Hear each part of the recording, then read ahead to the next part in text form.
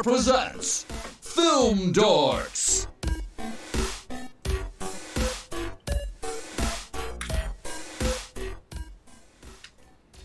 Hey everybody, welcome to this version. Hey! Hello. Welcome to episode 20 of Film Dorks. We're doing 90's slasher films, and I'm Kevin. It's gonna be spooky. I'm Nick. I'm Lucas.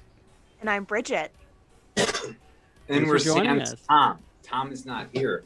Tom is on a big secret movie right now. Super Doing way cooler shit. Yeah, he's actually employed, unlike some of us. Yeah, he's on a really big gig. It's super Yeah, serious. big Hollywood cool gig. unit, apparently. So yeah. But we're talking about 90's slasher movie. Mm-hmm. So it's part two. Follow up to our previous one, we recovered the early days of slashers, right? Yeah, like Leading the up to golden era. golden Slash- era. Yeah. All right, so Now we're into like the second wave. there's a lot Yes. of slasher films that we could have covered, but we chose 8 of them. And wondering if we forgot, we were discussing before Candyman. We kind of... Oh, we'll get into it. We'll get into We'll it. get into it. Okay. We'll get We're into not- more than I don't think than we necessarily We forgot to get the chose. trailer. Yeah, we forgot the trailer, but Right. we'll definitely talk about it. Yeah. Yeah. Awesome. We did, and I'm surprised that nobody did pick that. But the proper one to start out with is Child's Play. I mean, and we talked about that in our first podcast, but I don't know in this era in the 90s, things changed, and things changed because of Child's Play, because all of the other franchises were starting to tank.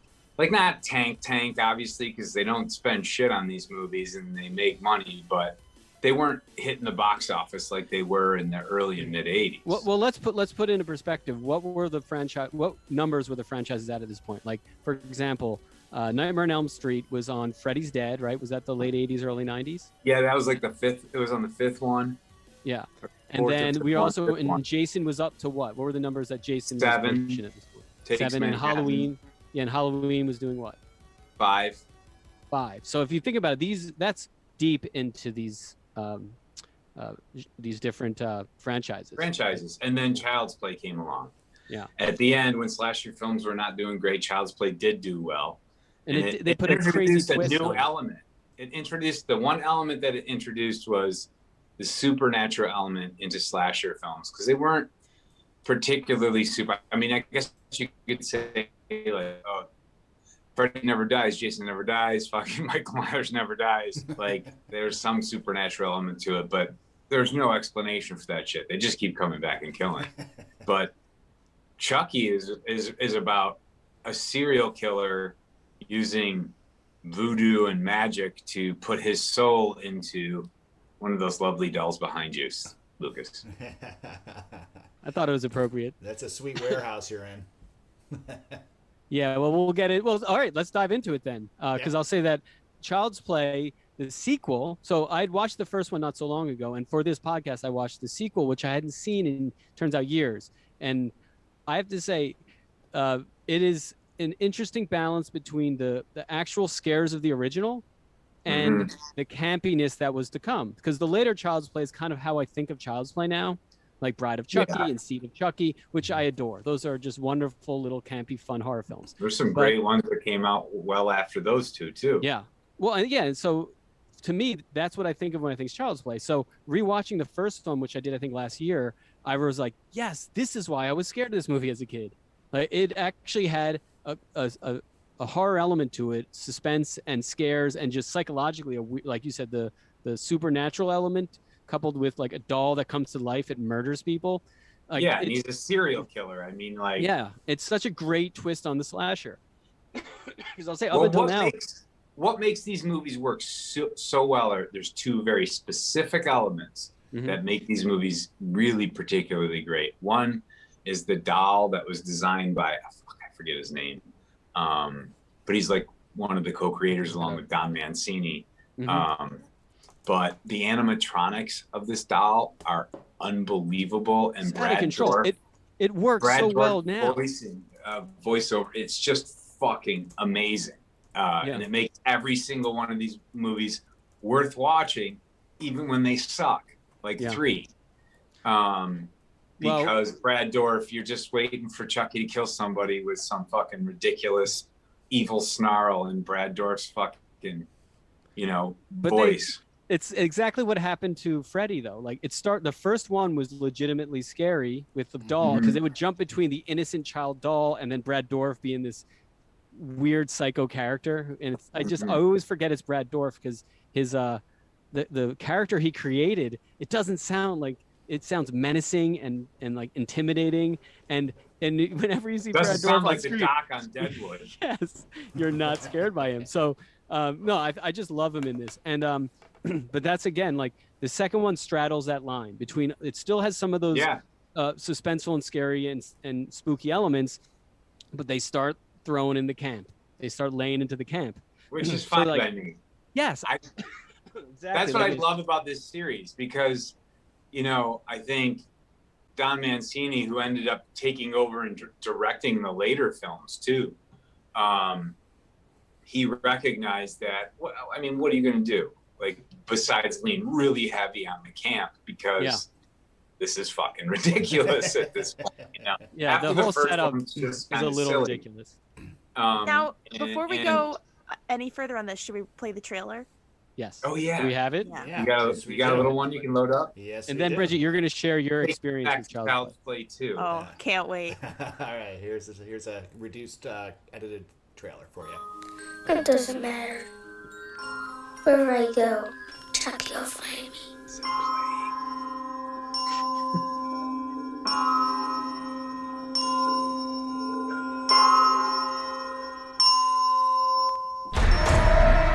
Surprise! Did you miss me, Andy? I sure missed you. I got a new game, sport. And guess what?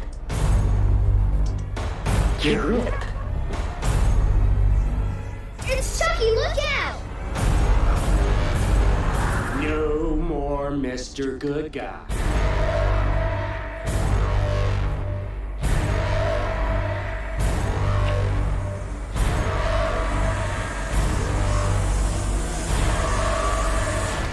Now it's time to play.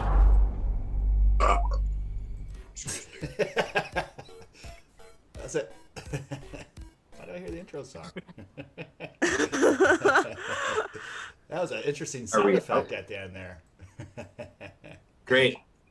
Glad I could contribute that. Yeah. So, Bridget, tell us your experience of Child's Play. How you? Yeah, absolutely. I would love to. So I first saw Child's Play. I was about, I would say 6 or 7. I was very young when I first came across this movie. I know, perfect age, ripe age. And it was on cable.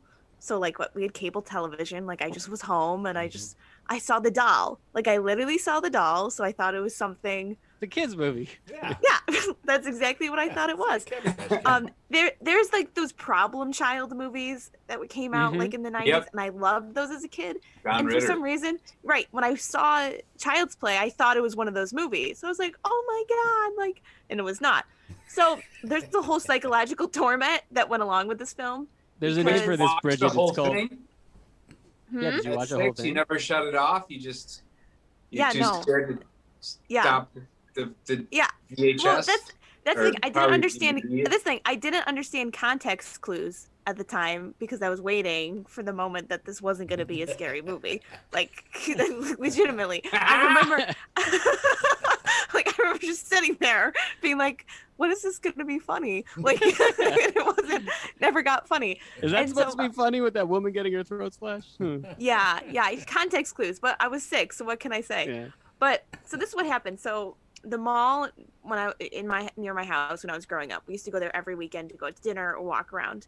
And the entrance we would always walk in, the first store that's like right as you walk in is Spencer's. Now Spencer's always sold like the life-size Chucky dolls.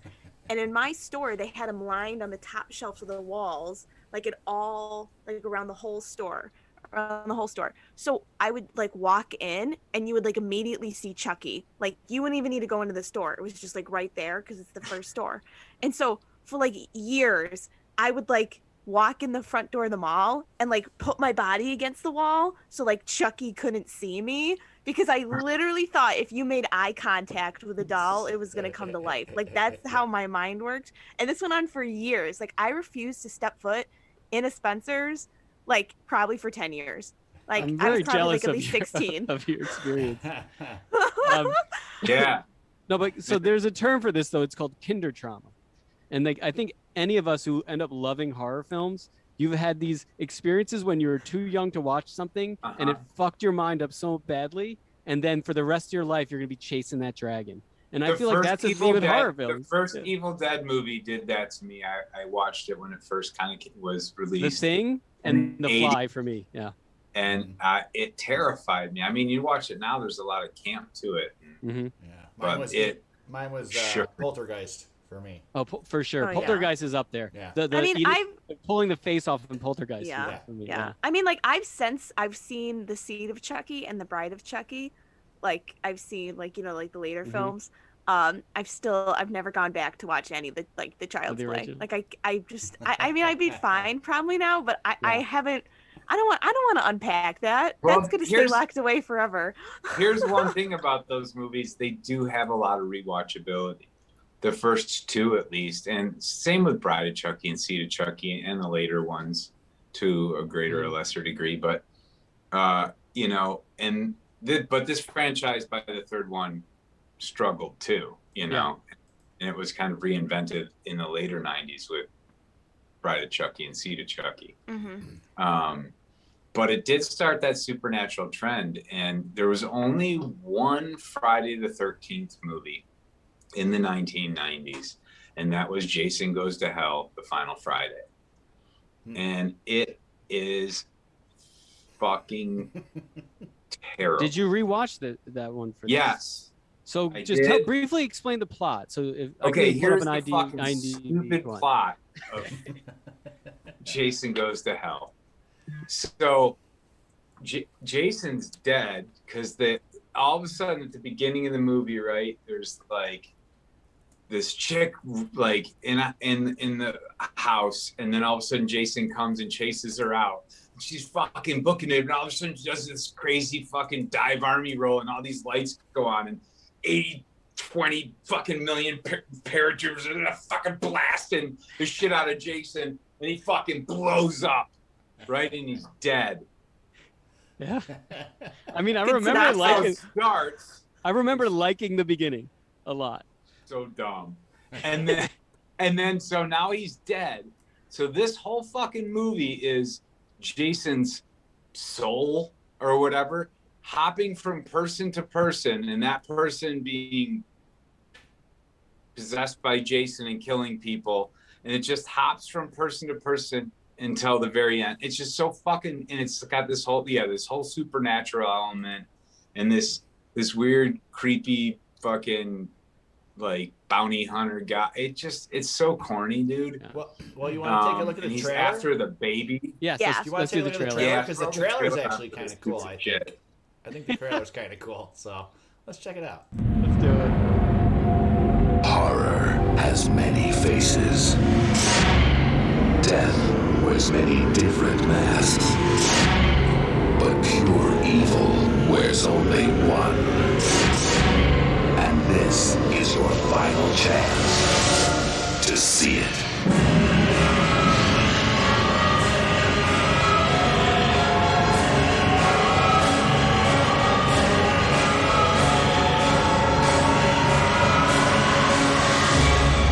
Jason Goes to Hell, The Final Friday.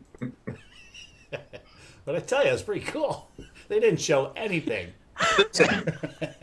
Except for I all mean, Don't be fooled by that trailer or Kevin's slick cut of that trailer. Look, here's the problem with Jason Goes to Hell. It's not Jason killing people. It's just other people killing people, and it's fucking stupid. okay, I do remember watching this once when I was younger, only once, and thinking the whole time, like, when the hell is Jason get back in this film? Yeah, Didn't at the care very for end. it, and I just forgot of this film because it's what you described. Remember It's the other Jason people killing. worm at the end? Yes. I mean, I remember it, like all this stuff, watching it and being, yeah, there's a reason I never revisited it. But now, how much you are hating on it, it makes me want to go back and rewatch it. Also, I know this is also a horrible thing for me to say, especially in this time and age, but I'm an old man. Oh, no. Don't get canceled, Nick. Don't get canceled. The boobs in this movie kind of suck. Like, this series is known for great boobs, and I just kind of give them a 5. Well, have you seen Jason versus Freddie? Because there's boobs in that one, and they suck too. The one thing about this movie, at the very end, even though Jason X comes out, where Jason's in space, and it's equally as terrible of a film, but maybe more. We'll get into that in the next slasher right. follow-up. So they did Freddie versus Jason, which is in the 2000s, but they set it up in this movie. Mm-hmm. At the very last shot of this film is like Jason's mask in the dirt, and then all of a sudden Freddie's glove comes up and like grabs the mask and pulls it under, and you hear Freddie Spoiler. Laugh. Yeah, well, I'm honestly not spoiling anything. That's if you watch people, this, you're spoiling it for yourself. That's giving people something to look forward to sit through the whole movie just to watch that shot. Yeah, but and that's how I felt about it when I was a kid. I remember being terrible. Like, okay. But I think it was trying to like take something away from like Child's Play with the supernatural thing, and we got to do something different with the series. Yeah. And so then we go to Halloween Part 6, right? Well, so yeah, what year did Halloween Part 6 come out? 94, 95. 1995. Okay. It came out in 1995, and it and Donald Pleasance is back in this film, and Paul Rudd. He's had facial reconstructive surgery, so now he's not all burnt up because he probably was like, "You ain't putting that shit on my fucking face. I'm gonna die." Yeah, which he did. Which it was his last film. Yeah. Yes. Yeah. Paul Rudd's first film. What was his second film? Same year. What was his second film? Bridget. Clueless. Very good. Nice. Clueless is a good one. Yeah. I mean, his career took off after that. Yeah. He's not particularly good in this movie. Well, when did he do Wet Hot American Summer? You can watch him learning through the process, and he gets slightly better as the film goes on, and he's actually really good in Clueless. It's obviously he was a fast learner. But it's a supernatural thing. Like the Jamie girl from 4 and 5, the young girl that he was terrorizing. That was part good of films. I like those ones, man. Yeah, I do too. We talked about the Myers family. Well, she's at the beginning running. She escapes some fucking Jason Satan cult. Yeah, that's right. Ooh. And she runs away with her baby. And then Paul Rudd is Tommy Doyle. Remember young Tommy Doyle? Well, he's grown up Tommy Doyle, and he's weird and creepy, and he's got Asperger's and shit or whatever. And Michael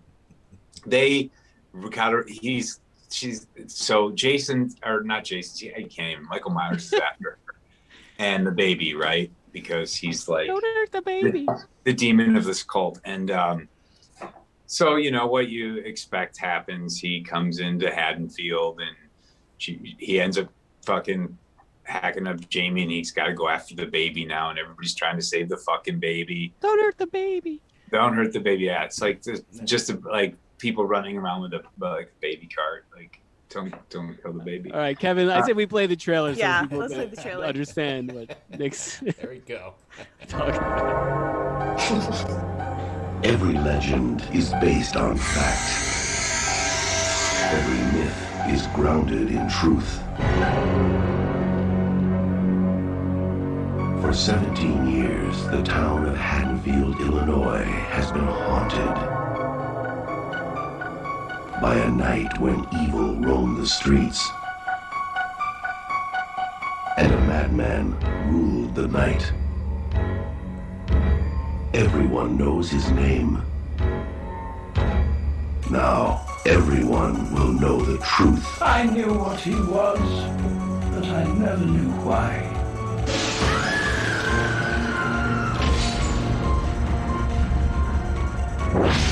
Halloween 6, the origin of Michael Myers. There you go. They have some really cool freaking shots, man. You gotta Yeah. give, like, Well, really well composed. and you know what was interesting about this one? I watched the producer's cut. And so it had some added footage in there. It had this really weird dream sequence that I liked. I thought it was cool. Completely out of place in the film. And it did have some really good photography. There was some good creepy imagery. But it doesn't save the film at all. It's just a completely ludicrous plot. And the whole, I won't give the ending away for you sorry ass bastards who subject yourself to Halloween 6, but it's a really stupid ending. Well, Do you think all the movies we're talking about tonight are stupid? No, Child's Play 2 is good. No. And I like Scream, and I know. Also, the thing that if you notice, I changed my background. Yes. Because we once again passed Candyman. Candyman was in '92, so this came out the year after Child's Play 3. So Child's Play 3, which I never seen, it turns out, and this is also a supernatural slasher film. So 92. You're right. This was the era where they went supernatural, and I think what they ended up doing was going more innovative. They had to keep pushing the genre and doing something unique and interesting with it. Yeah, but unfortunately, the older series that had already established they kept failing while they kind of sputtered. Yeah, but they the just newer didn't know what ones to do like with Candyman and Child's So Play. Candyman is Clive Barker, and Clive Barker is like one of the best horror film directors and writers, and he does graphic novels. I mean, the guy's incredible. I mean, Hellraiser. I mean, Hellraiser you can't put in a slasher because it's such a weird like Edgar Allan Poe or what's it called, Mountains of Madness, whatever. It's like Lovecrafty and weird horror. But anyway, but Clive Barker's take on the slasher, which was putting it in the inner city, in black inner city, and like it's such a incredibly unique approach to it is. Slasher it's film. a cool movie, and Tony Todd is terrifying. Yeah, but also like it gives the slasher villain motivation in a way that like no other character. It's a trope almost at this point where it's like it's a damaged guy that is tortured by these teens and he seeks revenge. Yeah, this is they set him on fire and then they pushed him in a well. Yeah, so like with The Burning, which you just no, but like this one takes all those tropes and then makes them fresh and new again, and actually adds all this weight of race and socioeconomic background, and like it and told through the eyes of this.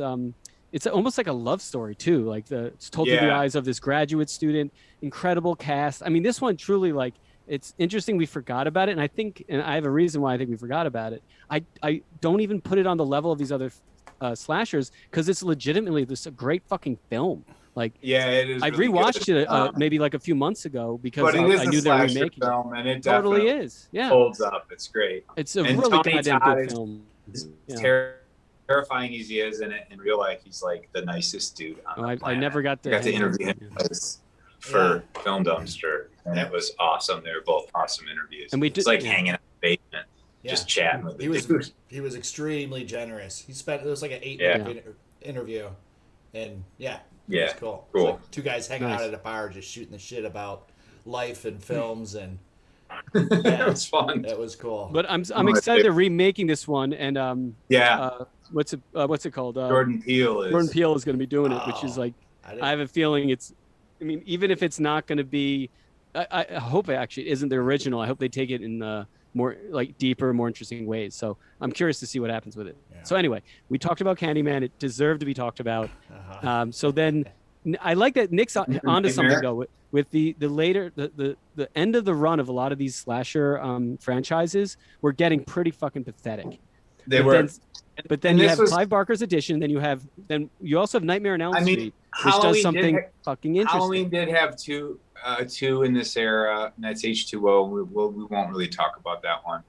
That one sucks kind of too. It was just a bad decade for Halloween. And Friday the 13th, I think, had one earlier. I'm not sure. It's hard to... No, it didn't. It was the only one in the 90s. It was Freddie. Freddie had... Freddie. Freddie. New Nightmare did exactly what you're talking about. Yeah, but there was one in 91 too. There was Freddie's Dead.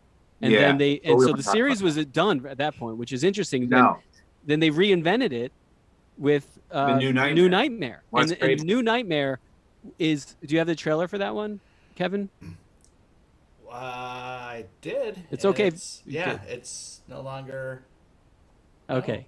That's all right. What happened to That's it? all right. It's been slashed. It's been It slashed. has. It totally went away. So the New Nightmare took the whole Freddie idea and turned it on its head by making it meta. Yeah, and this is the beginning of that. This is the beginning of like the slasher tropes were so done to death, pun intended, that like it took Wes Craven then he realized what was happening, and then he rebooted Nightmare on Elm Street with New Nightmare, and the whole premise of New Nightmare is that they're making the film of Freddie, and that the Freddie's spirit terrorizes the set and ends up like becoming real. And it was like, I remember as a kid watching it, it wasn't as scary, like it didn't strike the nerve that it did with me, but I remember being like, I think this is really cool. Like I couldn't put my finger on what was so unique about it because I hadn't become like into actually making films yet, but it struck such a chord with me as a kid, being like, this is like such a weird, interesting idea. And then it's cool because not only I don't think that was like commercially that successful, that one. I'd have to look. No, and it didn't. The idea was a good idea. It was an idea he was obviously developing. Yeah. That he certainly made it to better effect in his next film, but it doesn't quite work. Like the acting's really bad in this. Yeah, and Freddie is not scary at all. They change his look, and he's like he's more menacing. Land, You know, which was the intention, to make him more menacing and not as like wisecracky. Except he still does these ridiculous kind of kills and sequences in it, but without the wisecracks. And his makeup is a little more menacing, but it's not. But it doesn't actually work. Actually, it's actually this film doesn't really work at all. Doesn't really work upon watching it again. But it is setting up what I think the transition, like everything they're doing in these kind of dying franchises, sets up the transition, which would be the rest of the 90s. That I think is an insane run of really quirky, interesting, unique slasher films. That like, and it runs the gamut. Ones. And it runs the gamut. Yeah, it's like. Right. The problem with those ones that we're going to get into that I had with this, they don't have as much rewatchability. I think for generations younger than you, they would beg to differ. Yeah, maybe, but I'm just saying. Yes, we do differ. That's why we gave you, Bridget, the second half of the 90s.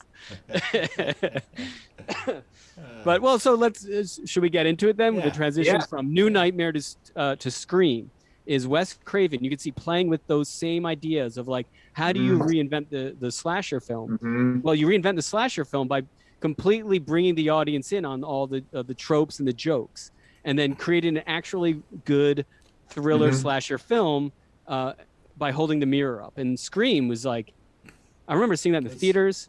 I fucking love that. Like, because what's his name? Good. Kennedy. What's the guy's name? Jamie Kennedy. Jamie Kennedy. I was like, it was the most embarrassing thing to watch a film and be like, oh god, they put my personality a stereotype and then they fucking kill him. Like, because it was everything that me and my horror buddies were doing, and then they made and Wes Craven made that like a lead character. It was fucking insane. Yeah. So if you have that trailer, we should play the trailer. Yeah, let's check it out. Who is this? Tell me your name, I'll tell you mine. Someone is playing a deadly game. It all began with a scream over 911. Someone who's seen one too many scary movies. Now he's taking his love of fear. Hello? Hello, Sydney. One step too far to make the rules. Police always on track, but they must calm and say fine. He just kills by them. Don't answer the phone. Don't open the door. Don't try to hide.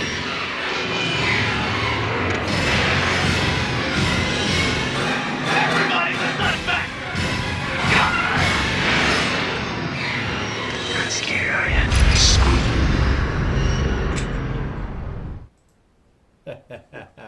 How fun. What a fun movie. It was. That's besides Scooby-Doo, it's Matthew Lillard's best role. I couldn't. I watched this and I kept on seeing Scrappy. Yeah. Well, I mean, Matthew Lillard, I was not really a fan of his. I'll say, but on repeated watchings, I mean, it's the perfect casting for this film. And he's great in it. Actually, it adds a sense of humor and levity. Yeah, hysterical. They're cutting each other. I mean, there's a level of camp and just energy, but like it's really like a person that mastered the slasher movie, being like, what else can I do with this? And then he shows you what he can do with it. It's fucking great. And also so if we're going to talk about a franchise, I mean, the Scream franchise is still ongoing. I totally forgot about that. I rewatched. So they're doing another one, aren't they? I heard they're talking and they had a TV show. I never watched the TV show, but like, so I've rewatched Scream 1, 2, 3, and 4. I think recently, like I've seen them multiple times. And the one where they actually go into social media, which is like we're totally getting out of the 90s now, but there's one that is so much better now, like a decade later than when it was released, because it seemed absurd at the time. But the thing about this franchise is it like set up the idea of like the meta horror film, and so it's like it constantly can be revisited and reminded. But and the final girl of Sidney Prescott was, she's all the like the best traits of what's her name from Halloween, Jamie Curtis. Oh, her character in that. Laurie Strode. Yes, she's like all the best traits of like Laurie Strode, and also the girl from Nightmare on Elm Street. Like they took like all the things that worked great as a final girl and kind of put in Sidney Prescott, where she's not just this like helpless, wimpy victim. She's being terrorized, but also she like fights back and like takes ownership of it. Right. So the thing about this franchise is that like they kind of figured out how to not only grow it, but then do right by the what is it called, the fundamentals of a slasher. So it like has all the fundamentals, but then they grow and push the genre. This is I'm gonna embarrass myself for a second, but the only reason I started watching the Scream franchise was because I found out Patrick Dempsey was in one of them. Oh yeah, okay. Can't Buy Me Love. That's awesome. Probably just before your time. Jesus. Drew Barrymore was actually supposed to play the lead role of Sidney. Well, she gets the best cameo though. Well, right. She gets the best cameo, and that helps make the film is that first opening scene. Absolutely. Yeah. Like the fact, like I don't remember seeing, a star of her caliber at that time being offed in a movie like right away, and that was her idea. I guess it was 5 weeks before production. She suggested that she played that opening role to. Oh no way! Really? Yeah, to mess with the audience. Oh, that's awesome. So she like didn't get casted, and she was like, "Hey, I tell you what you should do."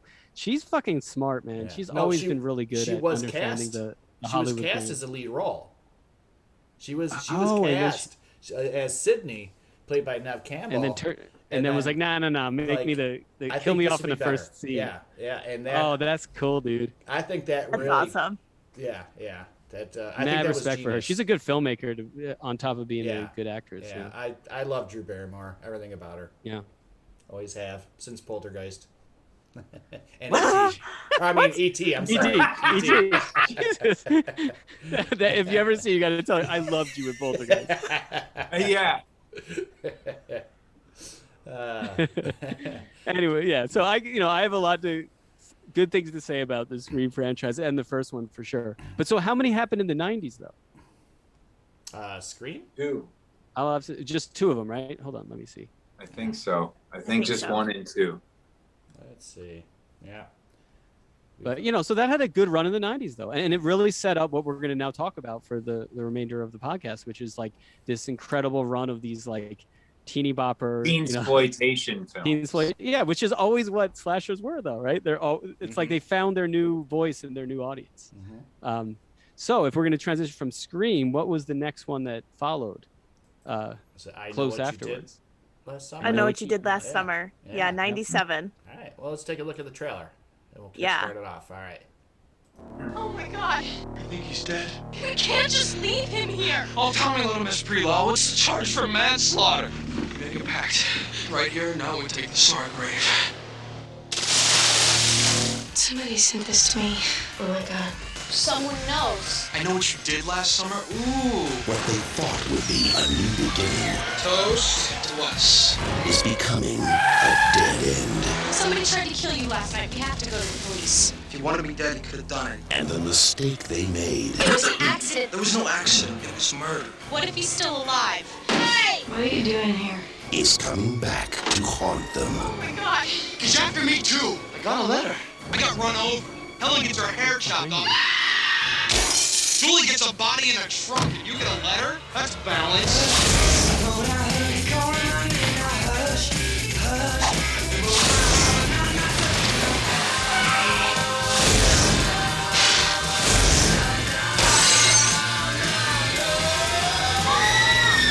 I know what you did last summer. I love the sound effect. I don't know if you caught it. It was such a quick shot, but when she jumps from like the second story of the building, there's a. It's just like like a classic, like a kung fu move. Anyways, it hits me every time. Sorry, I've watched the trailer a bunch of times. I mean, all good. The just the cast alone is like, you're like, if you knew nothing about this film, you'd be like, oh, that movie was in the 90s. I mean, it's like Jennifer Love Hewitt, Sarah Michelle Gellar, Ryan Phillippe, Freddie Prinze Jr., and Hesh was in it, which I forgot. Jeez. Oh, that's right. That's right. But yeah, I mean, talk about, so you can take it away, Bridget, but like this film, I think is like the icon of this era. This is the one. You don't even think of Scream, you think of this movie. Well, this is the thing. So, like, the next couple movies that we're going to talk about towards the end of the 90s were, like, these horror mystery films. Like, there was this whole element of trying to figure out, you know, who did it. Who's the killer? And what's their motivation? Who's the killer? Right. Because this wasn't, like, these weren't movies that, I mean, some of them did spark some sequels and became, like, a multi-franchise series, but like, you know, in Halloween it's like Michael Myers and you know you got Freddy Krueger, but like for these films you don't know it's a very big plot twist. So and I know you mentioned this earlier, Nick, but so we got Paul Rudd had like started his career in the genre. A lot of actors like either like sunk or swam with their careers in this. They either like started in these movies and then never did anything else, or they started in these films and went on to become like pretty large actors. Yeah. So like, I know what you did last summer. Luke just mentioned it. I mean, like this cast is, I mean, obviously it's just like reaps the 90s. But I mean, like Freddie Prinze Jr. and like Jennifer Love Hewitt like went on to have really great careers and still do. But I think forget that this is early in their work because of that. This is early. Because they became stars afterwards. Yeah. Yeah. So like this, I Know What You Did Last Summer and Urban Legend for me are like very similar like plot lines. It's very much like the same thing. You know, it's these friends who like, as like there's a bunch of these killings going on, trying to figure out, and as the movie progresses you find out like they're basically being hunted because of something that they did in their past. It's the same plot line. And there was a bunch of like knockoff films like this that came out at the same time, and it was just like Hollywood regurgitated these like you know. But you know, a lot of the early slashers, so. like Terror Train and some of the ones we mentioned in the golden era, this was kind of what they did, which was there was a killer loose, and then you had to figure out which psychologically damaged person, like why they had this thing that happened. And so this didn't. I don't think these movies did anything unique, except that they made them in the voice of the 90s with the actors and actresses, and for a new audience. And they were shot like music videos of the time with the music of the time, and so it was just kind of like the rebooting of these old ideas, but then doing it fresh and like I'll watch them, man, when these are on TV or if they're on fucking Amazon. I'll watch them. It's like these films that like, so like for these like I Know What You Did Last Summer and Urban Legend, like these were the movies that like my friends and I would watch at sleepovers. Like these were like the scary movies for like when we were growing up. And to me, like, even though like the rest of the Scream movies like came out in the 90s, like there's like a very like separation between like the two like I guess eras of films, because like Halloween and all those like I never got really into. But like, so by the end of the 90s, I mean, we'll get to it, like Final Destination came out, and that like strung a whole slew of movies for the rest of my childhood. Yeah, but anyways, I Know What You Did Last Summer in Urban Legend. Like, I don't know if we have the trailer for Urban Legend, but like Yeah. They're literally the same movie. Yeah. Like, let's do it, and we'll Yeah. talk. Let's put the trailer on, and we'll talk about both of the plots of the film because you're right, they're very similar. Lucas, look behind you. Somebody's got a hook. It's about to hook you. Is there a problem, sir? What's your fucking problem? Fucking Leprechaun!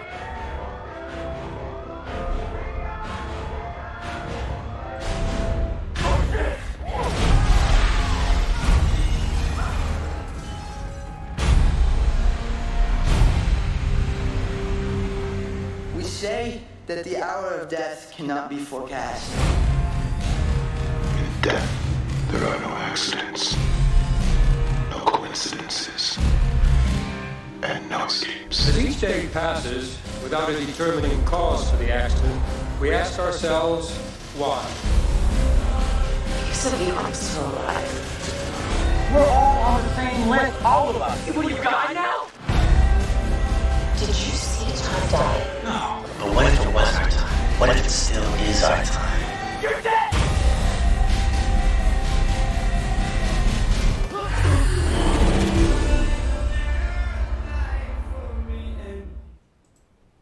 Yeah.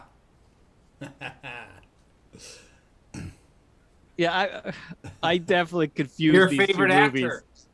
Your favorite Yeah, actor. your favorite actor is Jared stars in Leto? this. Jared Leto. But he dies in it, right? No. No, otherwise it would be your favorite movie. No. I think I He just does killed not him in my die. head. when I watched this one.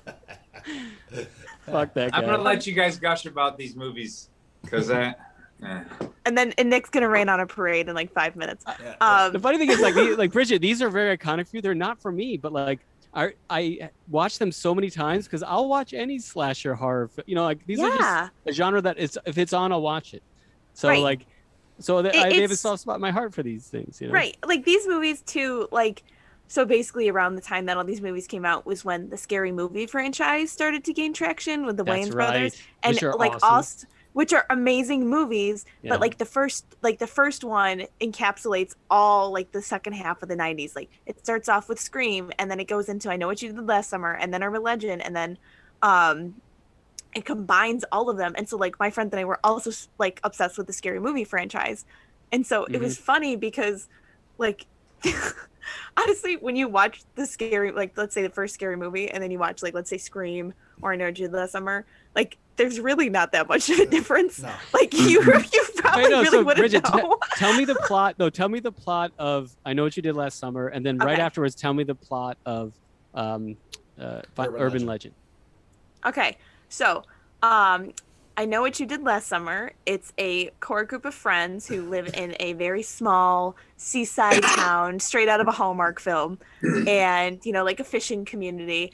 And basically, it turns out you learn after like basically they're like getting killed off and getting like chased around that they accidentally hit a man and killed him, and then tried to cover it up. They like threw him in the river, the lake or whatever. And so like this guy with like a fish hook, it's like, rubber coat hook, like coming after them, coming to try to kill them.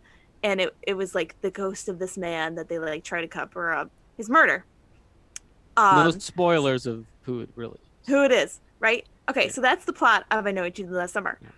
Urban Legend, on the other hand, all of a sudden it's like college kids. It's like either you gotta like Jared Leto plays the school journalist, and it's like a small campus, and like so basically what happens is like they think there's a serial killer who's like recreating murders from urban legends. That's who they think it is. And so one of them does feature a hook, right, on a hand. One of them does feature a hook. One of them's got an axe. There's like all these crazy ways that people are getting murdered. And Alicia Witt, who actually is the star of this film, she thinks like it's all her friends, professors, people around her that are getting murdered. So as the movie progresses, just like it did in I Know What You Did Last Summer in Urban Legend, you find out that she and her best friend accidentally caused an accident because they were messing around on the road and killed the guy, and never like suffered any consequences from it until now. So and I mean like there's a lot of crazy plot twists in both these movies, which is why I think like I have enjoyed them too, but they're like the plot is the same. Like it really is. Like when you break it down. Getting offed in the same way, but with a mysterious killer. Yeah. But that's the thing about a lot of these slashers. Like as I was saying, once previous slashers is that they've kind of followed that formula. So they didn't do anything that unique. It's just worked for the time it came out. Right, and also too for these films, especially in the late 90s, like the stereotypes of each character is unreal. Like absolutely, like it's unreal. Like it's like the same 5 characters, like that. But yeah, that's kind of a core trope of slasher films. Like if you look the early ones, it's the same thing. It's like there's 5 people, 6 people at a cabin or in a tent or whatever. Yeah, and, which one's they did the very well. stoner, If you've ever seen Cabin in the Woods, that's like again like follows the same formula of like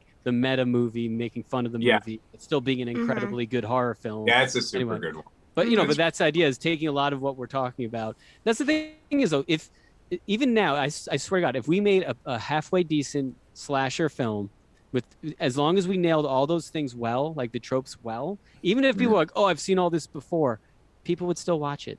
Like I would. Yeah, sometimes it's what you do with the tropes too, which just is what you want. but you need to do it. But you need to do it right, and that's why Nick, as much as you might not care about these films, I'm like, it's infinitely watchable for me because it's just like the basics of a horror film or a slasher film. But I come from a generation where, and honestly, like the big hitters from the '80s weren't great in the 90s. Those are really bad iterations of those films, but the earlier ones, there was reasons you watched it as a young boy.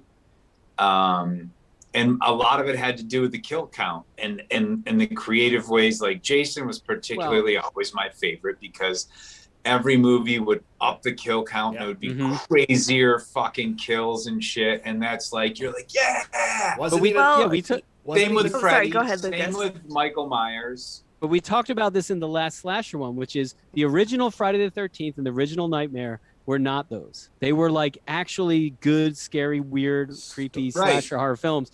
And then they just started to become Halloween, this. Yeah, exactly. And then they became that became the pull to the. And then what else would it be? Then those guys ran into the ground by the mid 90s, and then this next wave came. And I agree. It's just not I don't think it's that great of wave of slasher films. It's okay. They're not bad. I mean, I enjoyed them, but they don't have the same rewatchability for me as the old ones do. So this is the thing. This next, I think is going to kind of start a little bit of a debate a little bit. So in 97, we got I Know What You Did Last Summer. 98, we got Urban Legend. And then 99, we got Final Destination. So I really want to talk about. I love Final Destination. Can we play the trailer? Okay, so that's exactly what I want to talk about. That's the debate that I want to talk about. So let's show the trailer first, and then a Final Destination, and let's talk about guns blazing. Is there a problem, sir? Nope, we're not getting fuck that trailer. Who wants to watch that trailer? Fuck that trailer. Right. No, I like Final Destination, but it's really not a slasher movie. Yeah, it is. But the difference is Fate is the slasher. So it's the same thing. It's all right. So Bridget, all right, Bridget, you take my argument, and then I will jump in when over your shoulder yelling at me. Time out. We're gonna introduce this movie. Okay, so Final Destination is quite the interesting film. Oh, do we have a trailer? Or no? Okay, we're coming back. I don't know what happened there. We're coming back. I don't know. That was we want Final Destination, right? Yes. Yeah. Isn't that what was playing? Oh, did it play? We talked over the whole thing. Yeah. Yeah, we were resetting. That's okay. That's cool. That's okay. You're gonna hear us arguing over the whole trailer. Yeah. Okay. Behind the scenes. So this is an interesting movie. Because like the opening, it's again group of teenagers, getting ready to board a plane to go on a trip to Europe, and basically what happens, is the one kid Alex starts having these like premonitions that like something's gonna the plane is gonna crash. Right.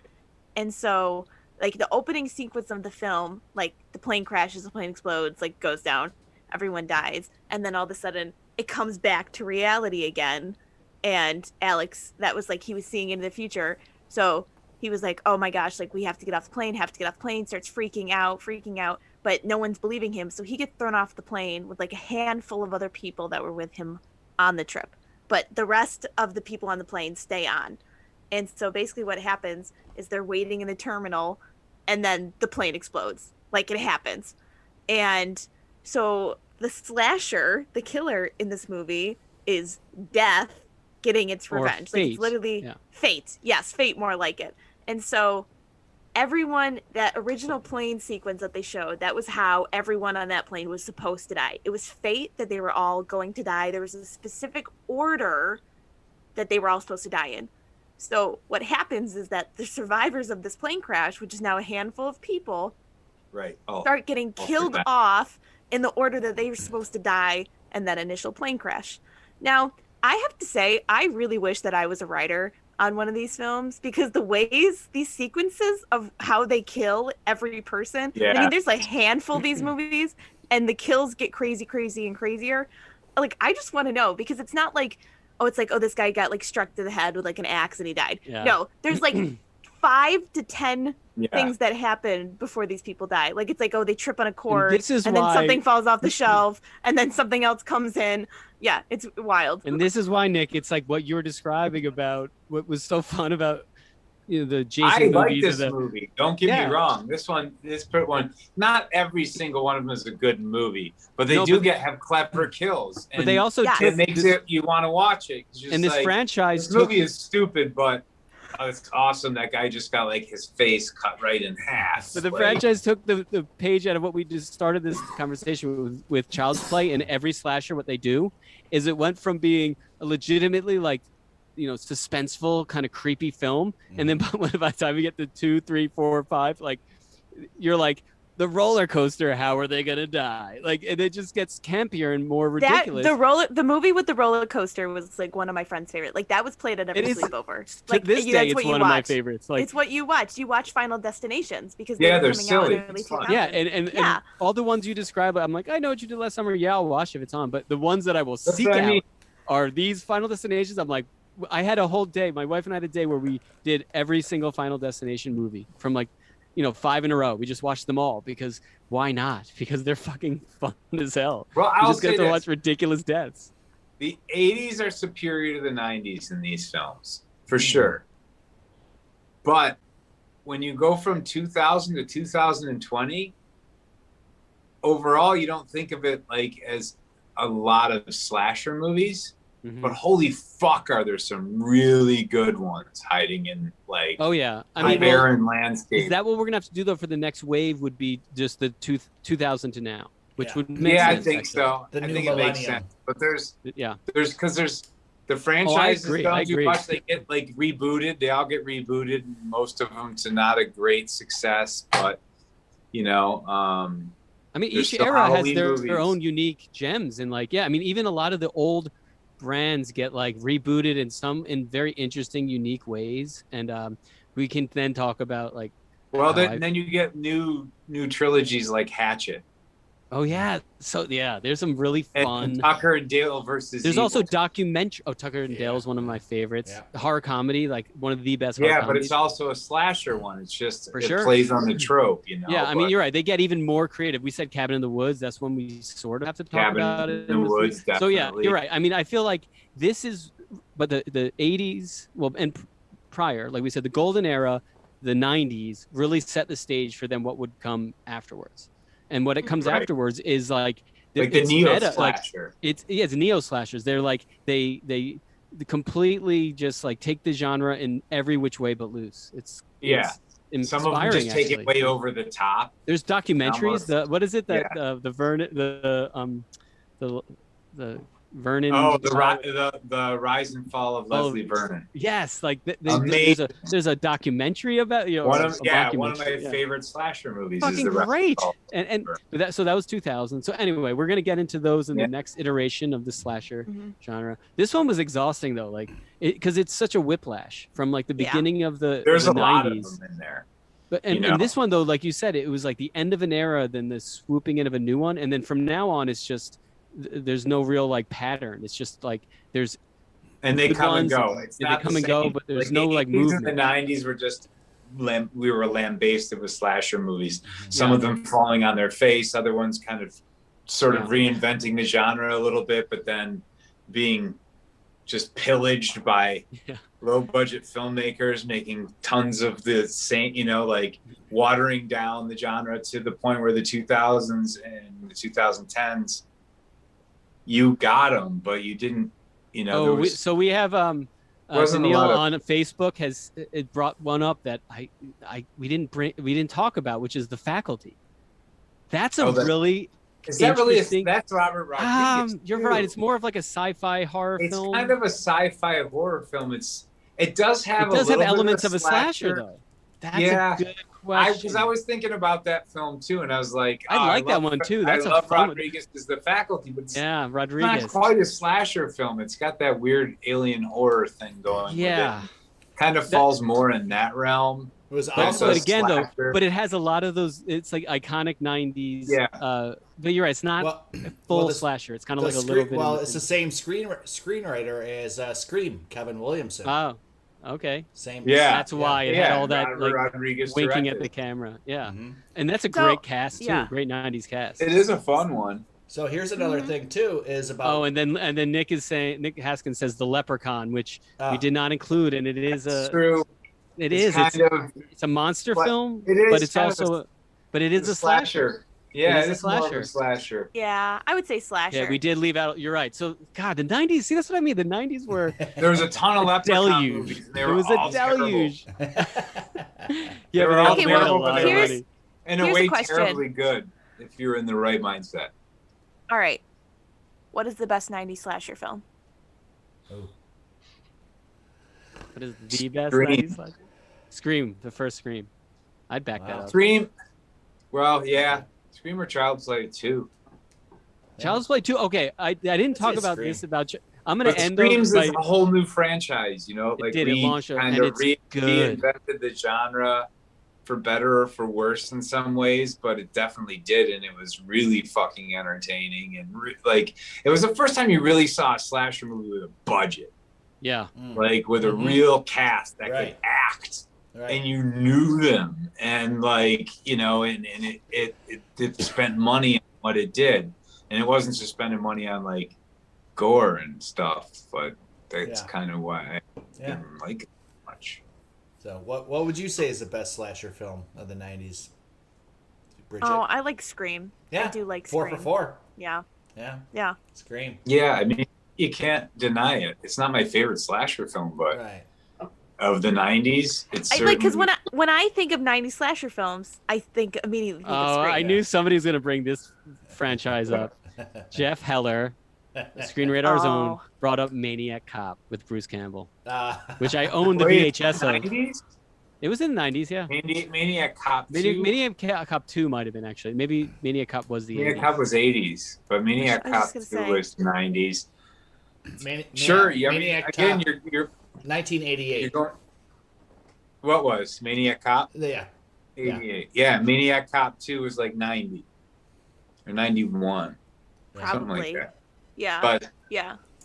But so there you go, Jeff Heller. You're wrong. Jeff Heller, get out of here. Well, why aren't you here, actually? Why aren't you on this podcast with us, you jerk? I'd like to know. Are you? I'd like to know. Instead, he's our only viewer.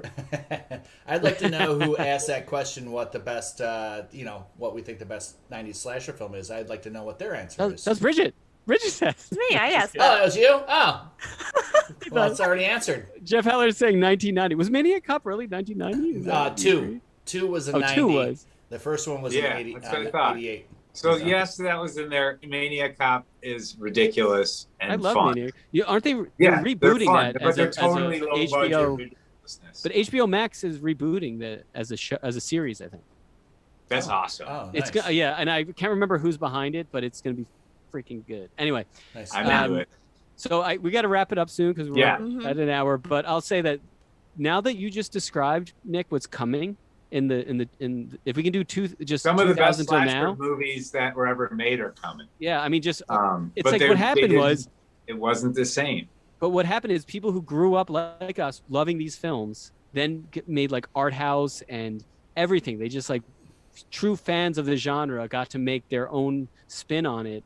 And like, it's definitely going to open the floodgates to just a lot of weirdness, and I'm excited. So what I think the challenge should be, I mean, there's we all even have to some find that you could be like, almost, you know, like they bring like they did so many clever things with horror movies. Yeah. In the last 20 years, when you dig them up, you know, that's, I think, where some of the best horror films have been made in the last 20 years. Yeah. I mean, you can even go up to something like The Lighthouse. It's not slasher. No.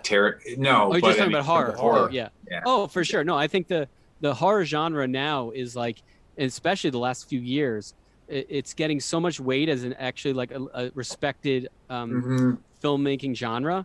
But that's also giving us some terrible films of people trying to give more weight to their horror movie than I'd rather have a swing and a miss. But I'd rather have a swing and a miss. And I love I mean, I'm obviously not alone, but I love the horror genre. And it's funny that it's almost like if you think about back in the day, like the Edgar Allan Poe's and all the were writing all these like things that were somewhat pop. They weren't considered like literature.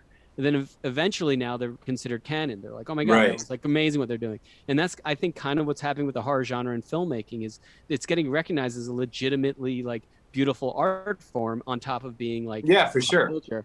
And so like, what I'm curious to see is like, where does this trend lead? I mean, obviously, are the Oscars going to nominate a horror film? Who gives a shit? Fuck the Oscars. But Get Out. But like, a screenplay. Yeah, well, they throw screenplay is always the bone to the actually interesting things happening in filmmaking. Right. So whatever. Yeah, I'm not a fan of the Oscars because that's who else is making these fucking movies but the people who write them. Yeah.